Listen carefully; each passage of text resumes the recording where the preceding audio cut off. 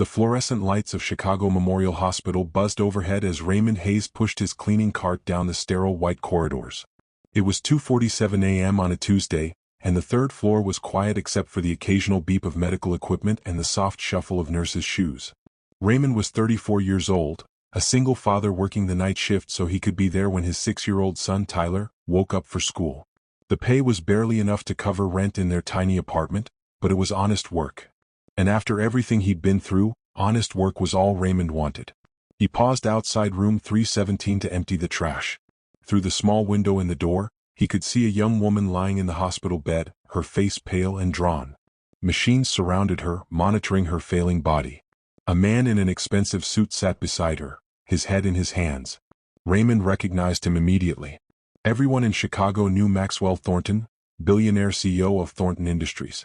And the woman in the bed must be his daughter. Raymond moved on quietly. Rich people's tragedies weren't his business. He had his own problems. If you believe that karma is real and that every choice we make comes back to us, hit that subscribe button right now.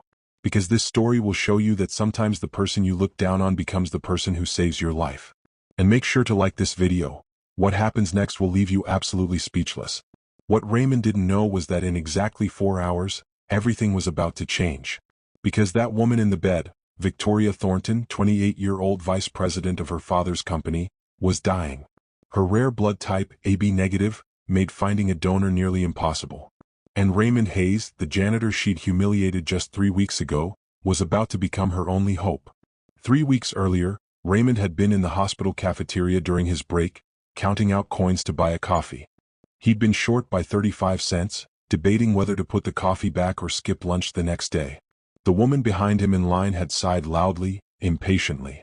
Raymond had turned to see a beautiful woman in her late 20s, perfectly styled auburn hair, designer clothes, checking her expensive watch with obvious irritation. "Some of us have actual jobs to get back to," she'd said, her voice dripping with contempt. "Maybe if you spent less time counting pennies and more time working, you could afford coffee." Raymond had felt his face burn with shame. The cashier had looked away embarrassed. "I'm sorry," Raymond had mumbled, starting to put the coffee back. The woman had rolled her eyes.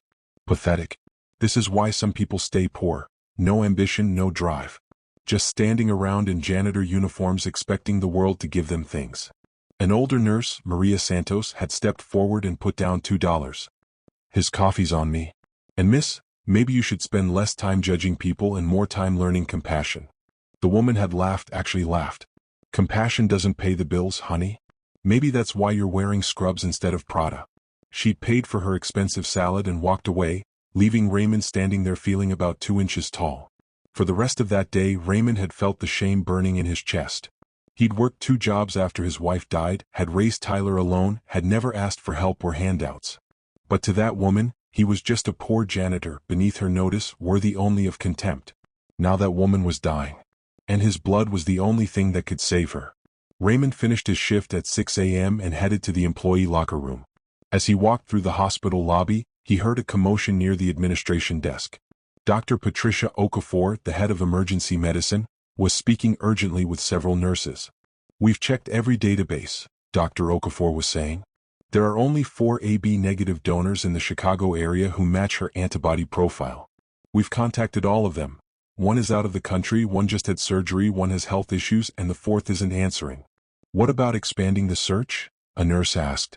"We're trying, but she doesn't have time. Without a transfusion in the next 12 hours, she won't make it." Raymond should have kept walking.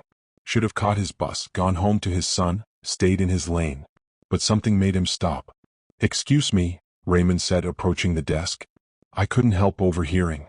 What blood type are you looking for?" Dr. Okafor turned to him. "AB negative with a rare Rh variant." "Why?" "I'm AB negative," Raymond said quietly. "I donated blood in the military. They told me I had some kind of rare variant." Dr. Okafor's eyes widened. "What's your name?" "Raymond Hayes. I work here. Night shift maintenance." Within minutes, Raymond was in a lab having his blood tested. Within 30 minutes, Dr. Okafor returned, her face showing relief and disbelief. "Mr. Hayes, you're a perfect match. You could save her life." Raymond felt his stomach drop. "Victoria Thornton? Maxwell Thornton's daughter?" "Yes. Do you know her?" Raymond knew her.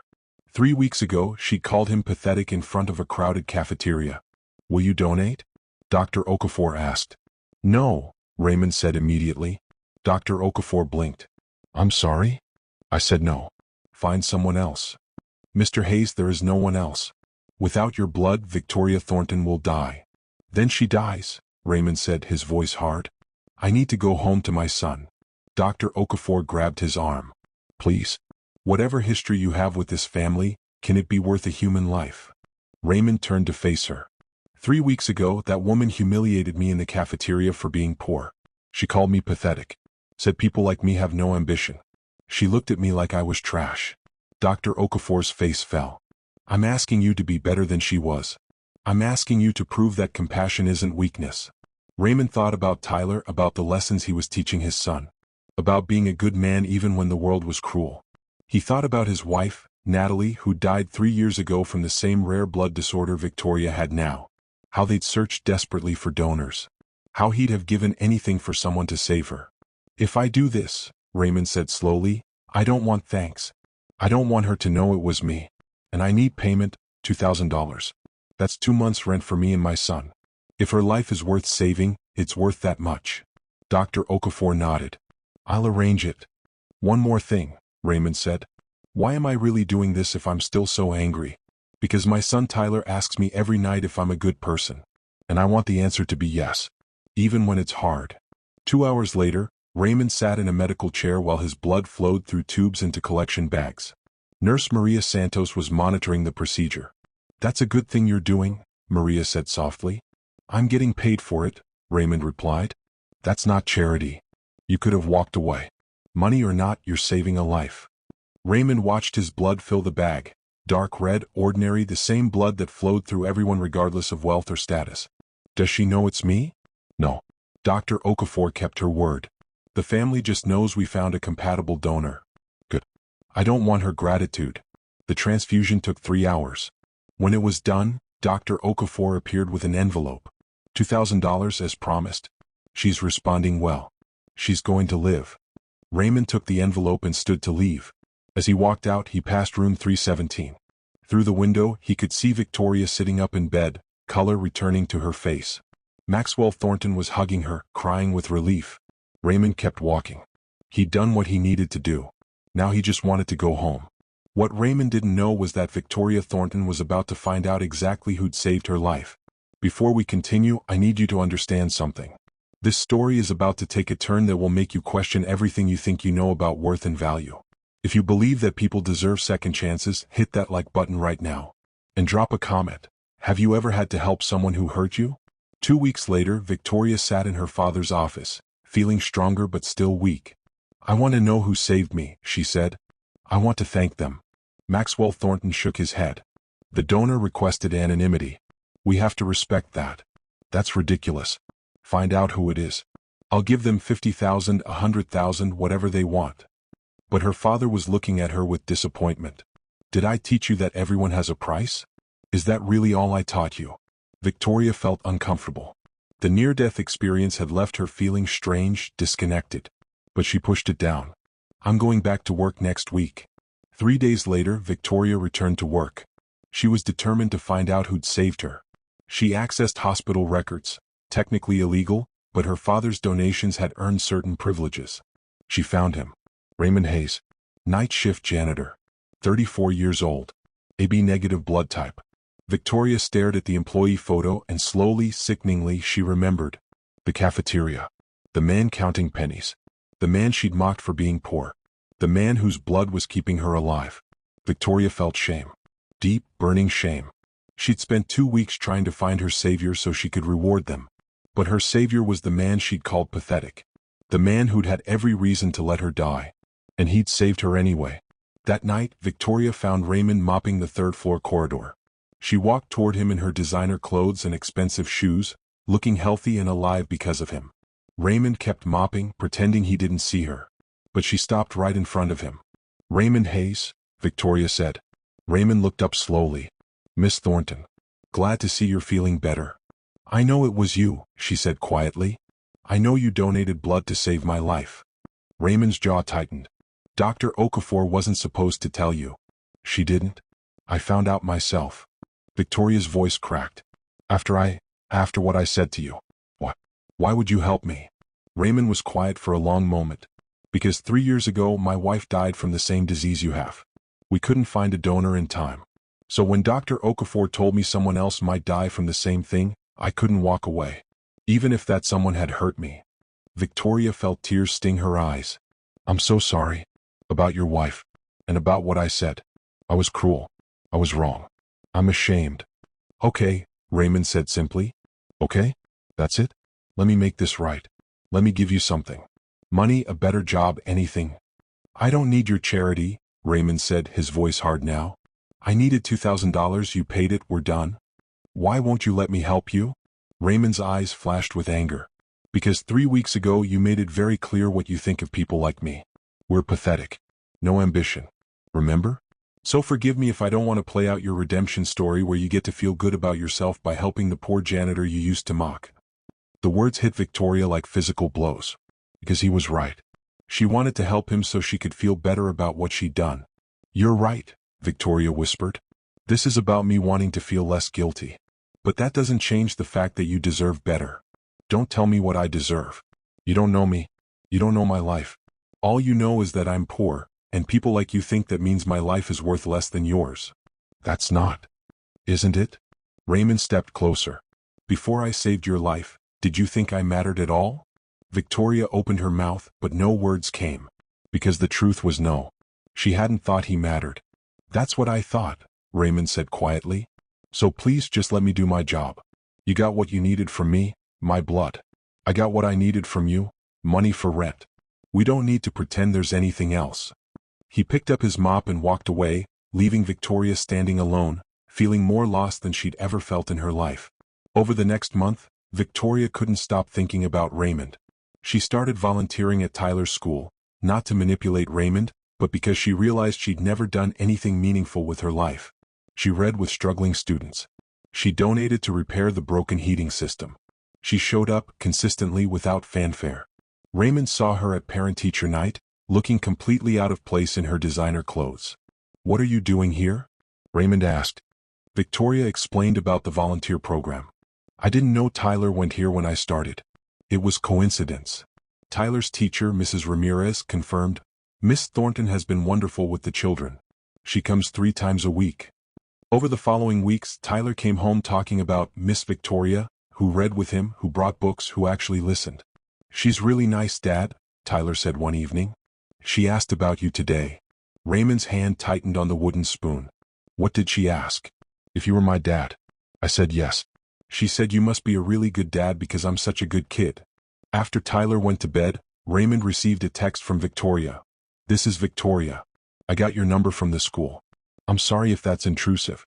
I just wanted you to know I didn't start volunteering to manipulate you. I started because after you saved my life, I realized I'd never done anything meaningful with mine. You don't have to respond. Raymond stared at the text, then typed back. Tyler says you're nice to him. Thank you for that. But this doesn't change anything between us. Victoria's response, I know. I don't expect it to. I just want to be better than I was. 2 months later, winter hit Chicago hard. Raymond and Tyler's apartment heating failed. The landlord refused to fix it. Raymond came home one morning to find Tyler wrapped in every blanket they owned, doing homework with gloves on. Dad, it's really cold, Tyler said, his breath visible. For 3 days they lived in the freezing apartment. Tyler's asthma flared up. Raymond took him to the free clinic, but the doctor said Tyler needed to be somewhere warm. Raymond sat in the clinic parking lot with Tyler sleeping in the back seat, trying not to cry. He was doing everything right and it still wasn't enough. His phone rang. Victoria. Raymond? Tyler wasn't at school today.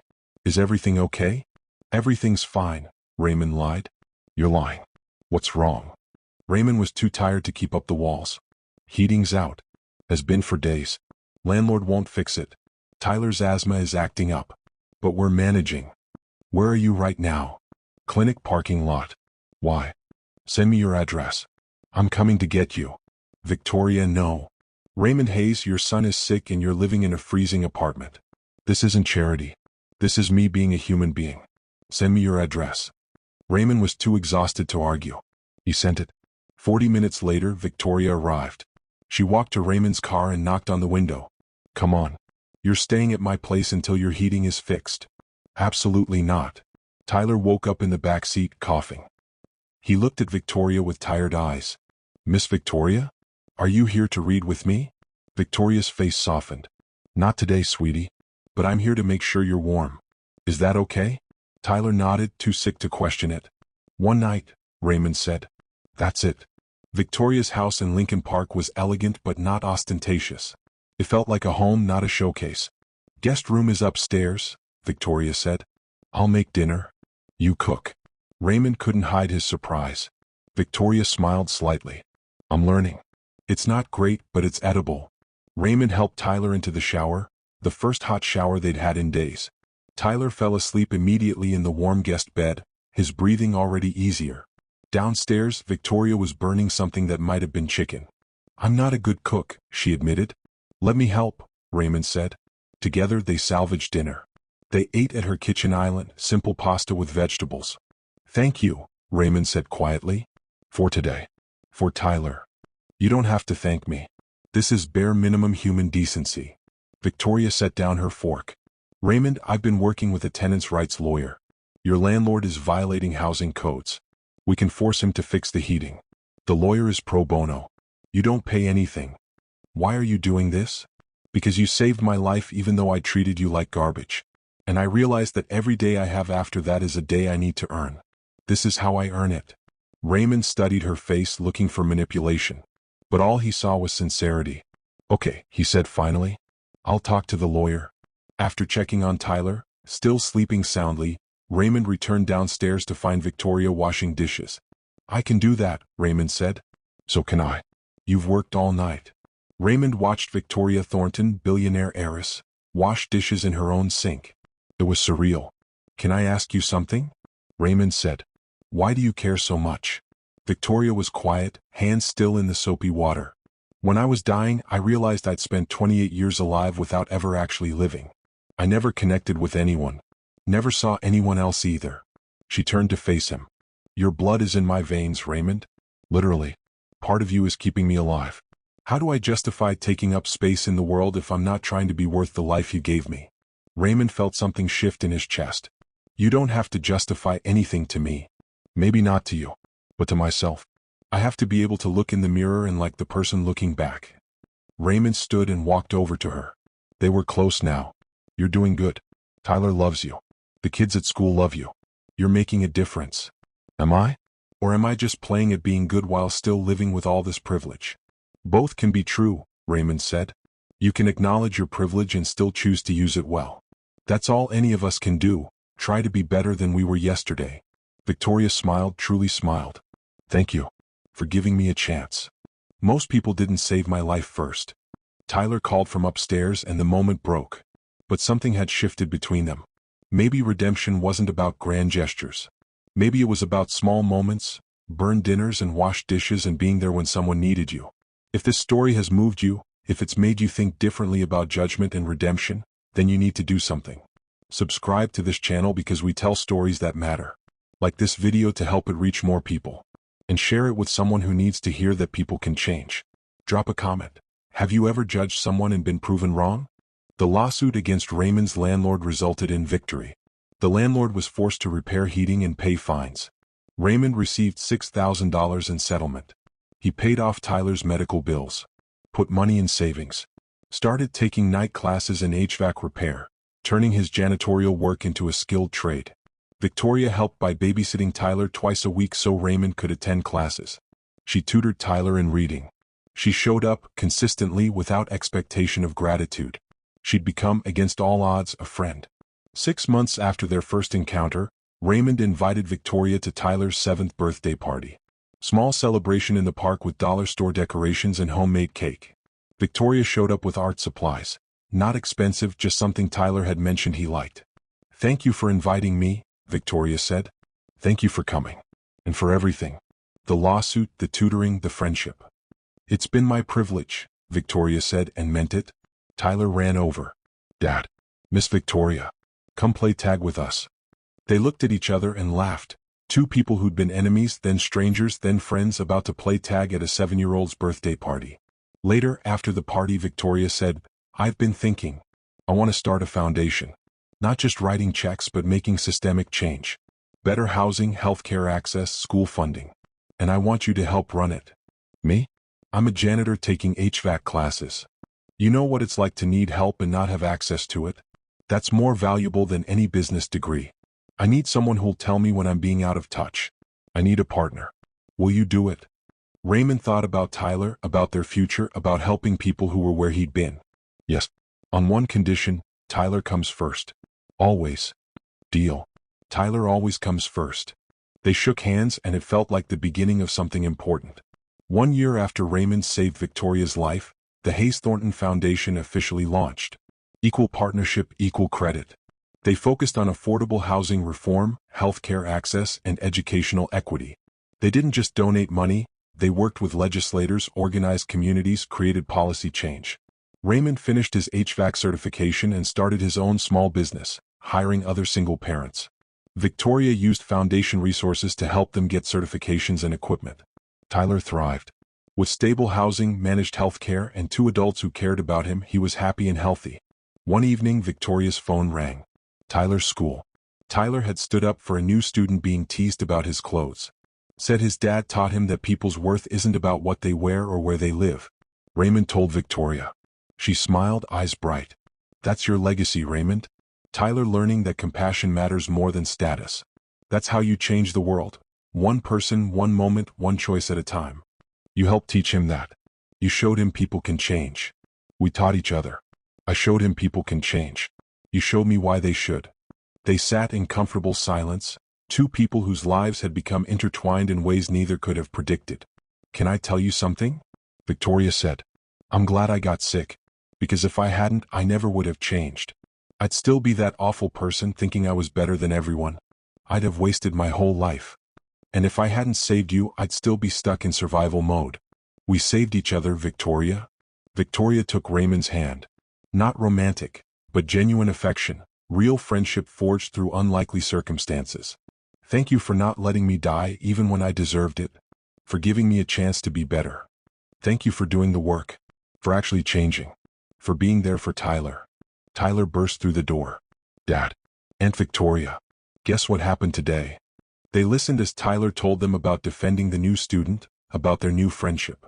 Raymond caught Victoria's eye over Tyler's head, and they shared a smile. This was it. This was the legacy. Not foundation grants or policy victories, though those mattered, but a 7-year-old boy who'd learned that kindness was stronger than cruelty, that people's circumstances didn't define their worth.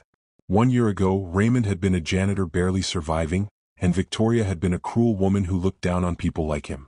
Now they were partners, friends, co-parents to a child learning to be better than either of them had been. One blood donation had saved a life. But the ripples from that choice had transformed 3 lives completely. As Victoria dropped Raymond and Tyler home, Raymond thought about how 35 cents short of coffee had led to humiliation, which led to a blood donation, which led to redemption, which led to friendship, which led to a foundation changing lives across Chicago. Every choice mattered. Every moment counted. Every person deserved grace. Raymond Hayes had given Victoria Thornton his blood. But more importantly, he'd given her the opportunity to become someone worth saving. And Victoria had taken that opportunity and built something beautiful from it. That was the real miracle. Not the medical intervention, but the human transformation. 2 people from opposite worlds who'd found common ground in the simple truth that we're all just trying to do our best. And when we help each other instead of judging each other, when we extend grace instead of contempt, that's when miracles happen. Not because of divine intervention, but because of human choice. The choice to be better. The choice to see the humanity in everyone. That was Victoria's redemption. That was Raymond's legacy. That was Tyler's inheritance. And it all started with 35 cents, a cruel comment, and one man's choice to save a life even when that life had shown him nothing but contempt. Sometimes the person you look down on becomes the person who lifts you up. Sometimes karma isn't punishment, it's a chance to become who you were always meant to be. The end. You've just witnessed an incredible transformation. A woman who judged a man for being poor ended up being saved by that same man. And instead of seeking revenge, he chose grace. And she chose to actually change. Here's what I want you to do. Subscribe to this channel if you believe in redemption and second chances. Like this video if it made you think or feel. Share this story with someone who needs to hear it. Someone struggling. Someone being judged. Someone who needs to know their circumstances don't define their worth. Comment below. Tell me about a time when someone surprised you by changing, or when you judged someone and were proven wrong. Thank you for spending 20 minutes with Raymond, Victoria, and Tyler. Thank you for believing that these stories matter. Remember, you never know when the person you're dismissing might be the person who saves your life. Treat everyone with dignity. Be kind. Choose grace. And never underestimate the power of giving someone a second chance. Because sometimes, that second chance changes everything.